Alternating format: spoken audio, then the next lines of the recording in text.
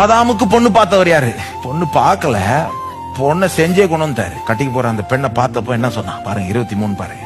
அப்பொழுது ஆதாம், இவள் என் எலும்பில் எலும்பும் என் மாம்சத்தில் மாம்சமுமாய் இருக்கிறாள். இவள் மனுஷனில் எடுக்கப்பட்டபடியால் மனுஷி என்னப்படுவாள். முதல் முறையா வேதத்துல கவிதை காணப்படுது. கட்டி போற பெண்ணை பார்த்தா ஆதாமுக்கு தானா கவிதை வருது, லவ் சாங் வருது, காதல் பாட்டு. இதுக்கு ஒரு அழகு இருக்கு.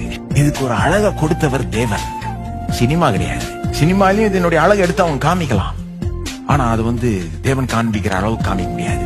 சரியாவும் காமிக்க மாட்டாங்க. ஓவரா கொண்டு போயிடுவாங்க. இதுதான் எல்லாம், இது இல்லைன்னா ஒண்ணுமே இல்லை அப்படின்னு போயிடுவாங்க அவங்க. எலும்பில் எலும்பும் என் மாம்சத்தில் மாம்சம்னா என்னில் ஒரு பங்கு அவள். She is a part of me. அவள் வேற யாரோ கிடையாது, என்னில் ஒரு பங்கு.